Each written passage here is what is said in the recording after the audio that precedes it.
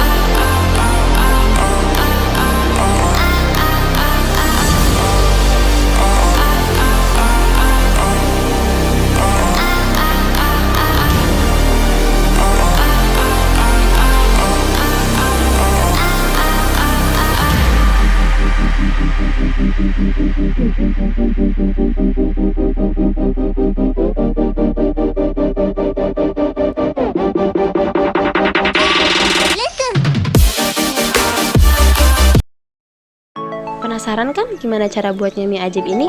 Yuk kita intip. Tapi sebelum masuk ke dalam kawasan pabrik ini, orang-orang masuk dulu di dalam ruangan pembersih yang menghilangkan berbagai kuman yang menempel pada baju kamu. Hal ini dilakukan karena proses pembuatan mie instan dilakukan secara terbuka dan mudah terpapar oleh kuman. Dalam prosesnya, semua pabrik mie instan berjalan dengan sama, yaitu dimulai dengan persiapan adonan. Dalam mesin ini, bahan dasar seperti tepung terigu, tepung tapioka, dan air dicampurkan untuk membuat adonan utama. Nah, dalam adonan ini biasanya campuran perasa juga akan ditambahkan. Makanya, tiap mie instan dengan rasa berbeda juga memiliki adonan yang berbeda. Jika adonan sudah selesai, sekarang adonan tinggal masuk ke dalam mesin press. Dalam mesin ini, tekstur adonan masih sangat kasar, makanya ada serangkaian mesin press untuk terus menggiling si adonan hingga adonan halus dan juga tipis. Biar enak dong nanti pas dikunyah. Dari mesin press yang halus-halus tadi, sekarang adonan akan lanjut ke mesin press selanjutnya yang bakal kita sebut mesin pengeriting. Soalnya, tugas mesin ini memang membuat tekstur adonan panjang tadi menjadi keriting. Biasanya sih mesin press ini untuk membuat adonan keriting ini berbeda-beda ya. Untuk tiap perusahaan ini menyesuaikan bentuk-bentuk yang diinginkan.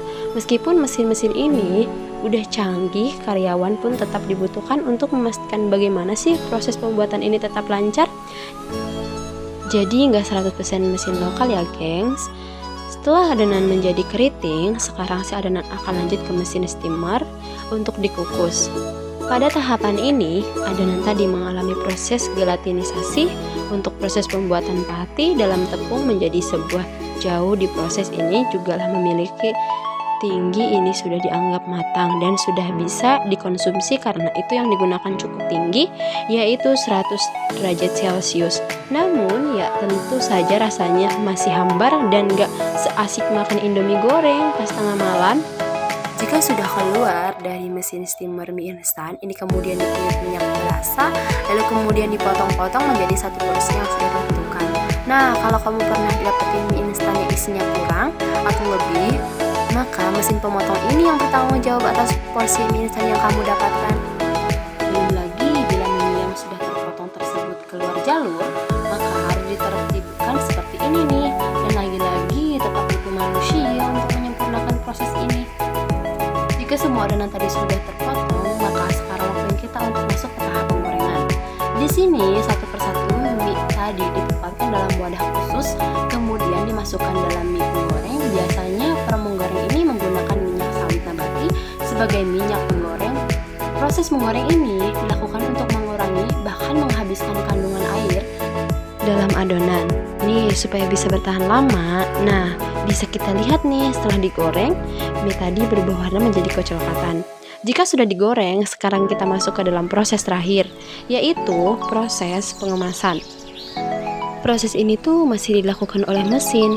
Ia melakukan berbagai hal sekaligus, mulai dari memberi bungkusan bumbu dan juga minyak terasa, hingga memberikan bungkus kemasan pada mie yang sudah lengkap tadi, dan mie instan pun siap dipasarkan untuk mengenyangkan banyak orang.